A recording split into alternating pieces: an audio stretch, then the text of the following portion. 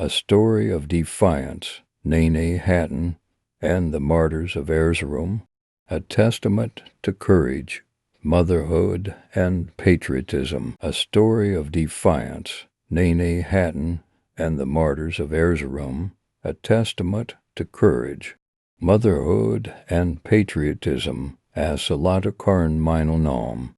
As Salata Karan Minal Nom. Prayer is better than sleep. Prayer is better than sleep. As the first light of dawn broke on November the 9th, 1877, a rather disturbing and urgent call was heard from the minarets of Erzurum's mosques, disrupting the calming atmosphere of the morning prayers. Moskov Azizi Tabyasini Gurdi. Moskov Azizi Tabyasini Gurdi. The Russians have entered the Azizia bastions. The Russians have entered the Azizia bastions. The sacred spaces of the mosques became a beacon of resistance, mobilizing the villagers to stand strong against the enemy. The Azizi bastions, fortress that the Ottomans had built in the early 19th century to guard eastern Anatolia from invasions, primarily from Russia. But between the evening of the 8th and morning of the 9th of November 1877, the Russian forces launched a surprise attack on the Azizi bastions, catching the Ottoman soldiers off guard. The Russians slaughtered all the Ottoman soldiers present in the fortress except one, who managed to escape, and he reported the horrific situation to his field marshal. This is when the alarming call was made. Moskov Azizi Tabyasini Gurdi. Moskov Azizi Tabyasini Gurdi.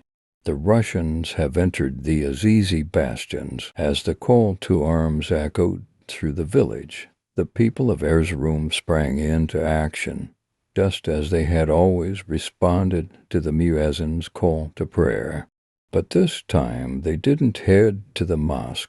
They rushed to the Azizi bastions, armed with whatever they could find: kitchen utensils, axes, rakes, and a fierce determination to defend their homeland, knowing very well that they might not come back home alive. And among them was the 20-year-old Nene Hatton, a mother of two, who clutched her 3-month-old baby close to her and entrusted her fate to Allah, and said, "Allah is the one that gave you to me, and to him I entrust you," knowing that death lurked around the corner.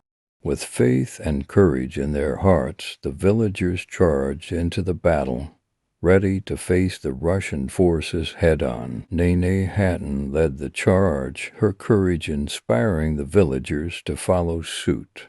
Despite the relentless Russian gunfire that mowed down their comrades, the villagers pressed on, united in their determination to defend their homeland.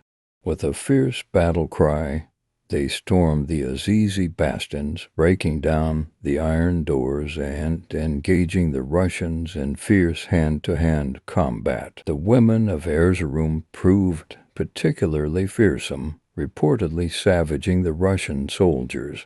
In the end, the Turkish villagers emerged victorious, killing 2,300 Russian soldiers. But the victory came at a great cost: 1,000 Turkish martyred.